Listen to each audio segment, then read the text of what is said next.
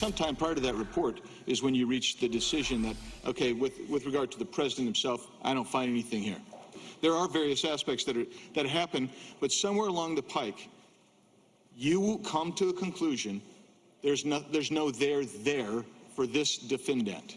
And that right? So apparently, I can't speak. You can't say when. Fair enough. Joining me right now on all that, House Judiciary member, Arizona Republican Congressman Andy Biggs. Congressman, welcome. Thanks, Trish. Well, that was quite a day. Yes, it was. What's your thought right now on what role Mueller played, or shall I say didn't play, really, given that he didn't know the answers to so many questions, didn't know sort of basic things that you would think you would know if you ran this investigation? Well, Trish, I'll tell you that if I was on the other side wanting to impeach the president, which a lot of my colleagues on the other side want to do, I would be kind of down in the dumps about today, because I thought Mr. Mueller didn't play very well. The clips you've played of me asking him questions, there is no reason in the world that he shouldn't know when they came to the conclusion that President Trump was no longer the object or focus or target of a collusion charge. I mean, think about it.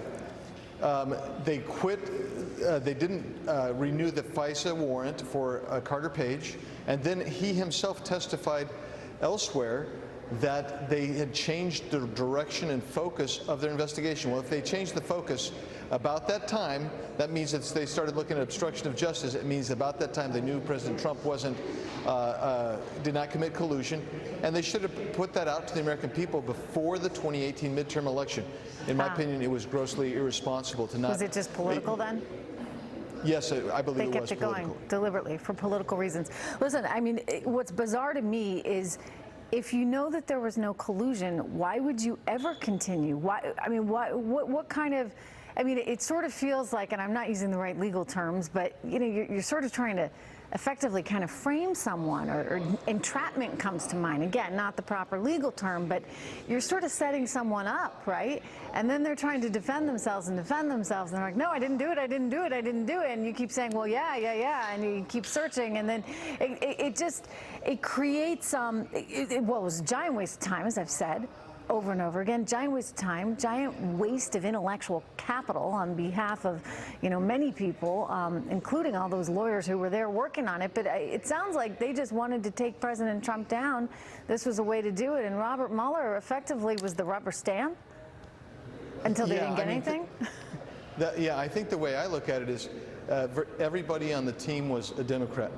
You have many of them have conflicts, including the gentleman sitting next to him in both committee hearings today, Mr. Zebley.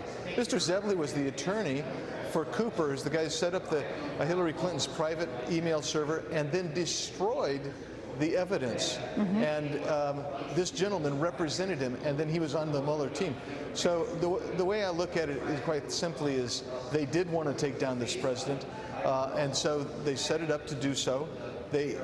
And quite frankly, the term I think you were looking for is they placed President Trump in jeopardy deliberately, because there was no collusion, no conspiracy, right? And if you don't have conspiracy, the investigation should have been over. Yeah. But instead they decided to. Yeah, they instead decided to see, well, let's see what else we can get on this guy, President Trump. And in so doing, they actually went after some people like Manafort. They didn't get Manafort on anything related to Russian collusion. They got him on a tax beef. They got Flynn for not telling the truth. And yet today we brought out, Jim Jordan brought out, 3 times Mifsud, the guy who actually started this, lied to the FBI, and there was no prosecution or referral for prosecution from the Mueller team. That, to me, shows this incredible bias that exists and existed in that team. Dangerous stuff. Something we need to get to the bottom of. Congressman, really impressive job from you. I wish that Mueller had been a bit more articulate. It would have given me perhaps a little bit more faith in the system.